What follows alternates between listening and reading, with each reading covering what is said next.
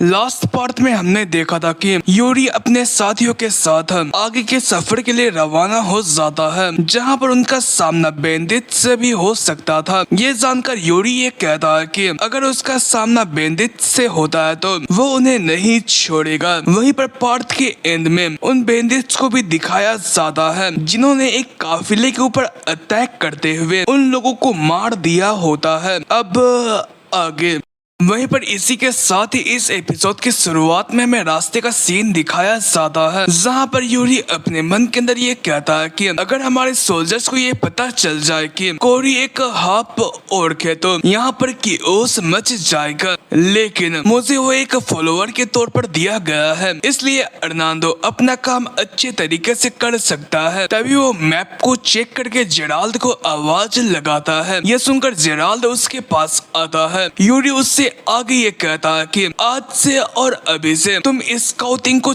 In charge रहोगे। मैं तुम्हें एक लोकेशन के बारे में बता रहा हूँ, तुम्हें उस जगह को स्कोर करते हुए तुम्हें ये बताना है कि आखिर तुमने वहाँ पर क्या देखा। ये सुनकर जेराल्ड हैरान होते हुए ये कहता है कि इस यहाँ पर स्काउट क्यों करना है, इस जगह के अंदर काफी सारे बेंडिट्स भरे हुए हैं। अगर जो सोल्जर्स है वो उनके पास जाते हैं तो वो फौरन से भाग जाएंगे। क्या हमें सच में उनका सामना करना है? यूरी ने ये बताया कि हाँ, हम उनका पीछा करते हुए उन्हें पकड़ेंगे क्योंकि वो बॉर्डर्स के अंदर काफी तबाही मचाते हैं। और हाँ, तुम जैसा एक टैलेंटेड बंदा ये करने के लिए कॉन्फिडेंट नहीं है क्या? और वो इसी तरीके से उससे ये कहता है कि तुम्हारे अलावा जो बाकी के सोल्जर्स है वो काफी कमजोर है और ऊपर से मैं एक कमजोर सा यंग प्रिंस हूँ, जबकि तुम एक स्वर्ड जीनियस हो। तो तुम्हें ये समझ में आ जाना चाहिए कि वो हमारे लिए खतरा क्यों है। ये सुनते के साथ ही जेराल्ड अपना काम करने के लिए रवाना हो जाता है। यूरी उससे ये कहता है कि तुम अपना काम अच्छे तरीके से करना। तब यूरी के पास आकर रेमंड उससे ये कहता है कि मेरे ख्याल से मुझे ये लगता है कि आप उसे काफी पसंद करते हैं। यूरी ने ये कहा कि आखिर आपका इसका मतलब क्या है? बस मैं उसका इस्तेमाल कर रहा हूँ। वहीं पर वो आगे ये कहता है कि क्या मैं आपसे एक बोरिंग क्वेश्चन पूछ सकता हूँ? रेमंड ने हाँ में जवाब दिया। यूरी उससे ये पूछता है कि आखिर आप किस रीजन की वजह से फाइट कर रहे हैं? इस पर रेमंड ने उससे ये कहा कि मुझे ये क्वेश्चन सुने हुए काफी टाइम हो चुका है, हालांकि जो इसका आंसर है वो काफी पुराना है। मैं ब्रायोल की शांति के लिए फाइट कर रहा हूँ। यूरी ने मुस्कुराते हुए ये कहा कि ये काफी अच्छा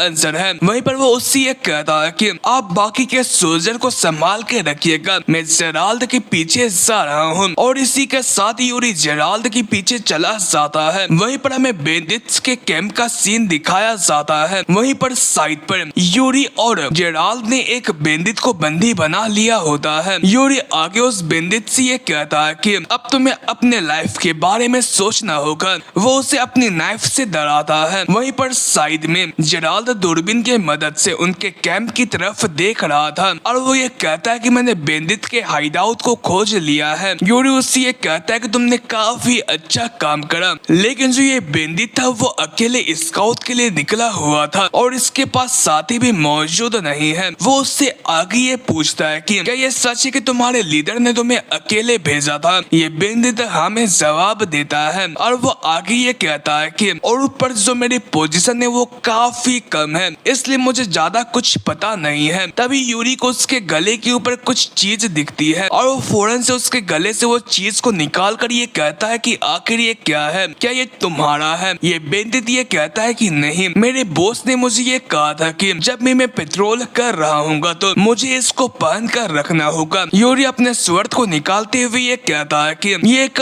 आर्टिफैक्ट की तरह है, आखिर इसके अंदर कौन सा मैजिक है? ये बेंडिट घबराता हुआ ये कहता है कि मुझे कुछ भी पता नहीं है। यूरी आगे ये कहता है कि तो मेरे पास अब कोई और रास्ता नहीं है, मुझे बॉस को खुद से पकड़कर इसके बारे में क्वेश्चंस पूछना पड़ेगा। वहीं पर इसी के साथ ही इनको स्काउट करते करते शाम हो जाता है। तभी जो जेराल्ड होता है वो और भी सोल्जर्स को लेकर यहाँ पर आकर ये बताता है कि जैसा कि आपने ऑर्डर किया था, उनका जो भागने का रास्ता है उन्हें सर रेमंड ने अपने सोल्जर्स के साथ घेर लिया है और साथ ही साथ दुश्मनों की ताकत को एनालाइज करने के लिए काफी सारे स्काउट को भेज दिया गया है। इस पर यूरी ये कहता है कि ये काफी अच्छा है, चलो उन्हें अपने आप पकड़ते हैं। ये सुनकर जेराल्ड काफी हैरान हो गया। यूरी अपने घोड़े के ऊपर बैठते हुए ये कहता है कि चलो आगे चलते हैं, अगर हम लोग लेट करते हैं तो हम लोग किल नहीं कर पाएंगे। ये सुनकर जेराल्ड को कुछ भी समझ नहीं आता है। तब यूरी फौरन से उन बैंडिट्स के ऊपर अटैक करने के लिए चला जाता है। जेराल्ड उसे काफी रोकने की कोशिश करता है, लेकिन यूरी सामने की तरफ कैंप की तरफ जाता हुआ ये कहता है कि इन बैंडिट्स के ऊपर अटैक करो। अचानक से इतने जोर से आवाज को सुनकर कुछ बैंडिट अपने कैंप के बाहर आते हैं। तभी यूरी उनके ऊपर आकर लैंड करता है और वो उनसे ये कहता है कि मेरे डकैतियों दोस्तों कैसे हो। वहीं पर इसी के साथ में रात का सीन दिखाया जाता है, जहाँ पर जेराल्ड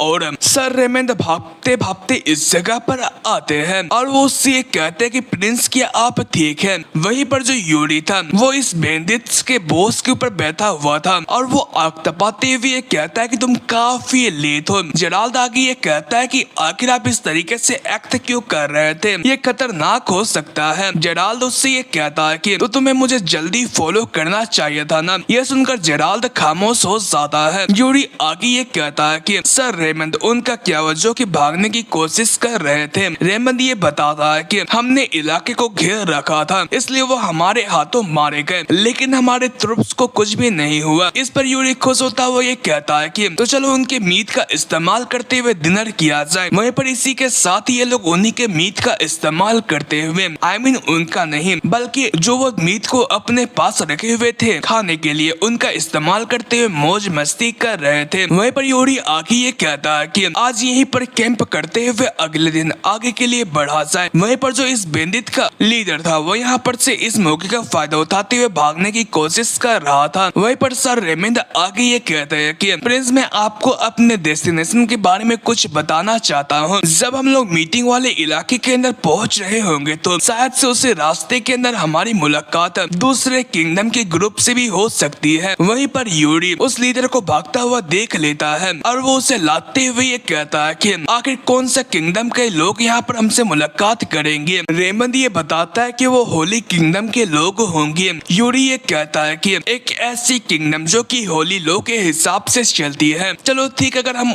उनके साथ अच्छे रिश्ते बना लेते हैं तो वो हमारे ट्रूप्स को हील कर सकते हैं। इस पर रेमंड परेशान होते हुए ये कहता है कि मेरे ख्याल से मुझे ये लगता है कि ये मुश्किल है। जो उस टीम को कमांड कर रही है वो होली किंगडम की प्रिंसेस है, लेकिन वो अभी काफी स्ट्रगल कर रही है पावर के लिए, इसलिए वो किसी भी अचीवमेंट को हासिल करने के लिए काफी सेंसिटिव है। इससे मेरे को ये लगता है कि जो ये हमारा मार्च होने वाला है उसके अंदर वो जरूर कुछ ना कुछ कांड करेगी। और इसी के साथ ही ये एपिसोड एंड हुआ। आई होप आपको ये पसंद आया होगा।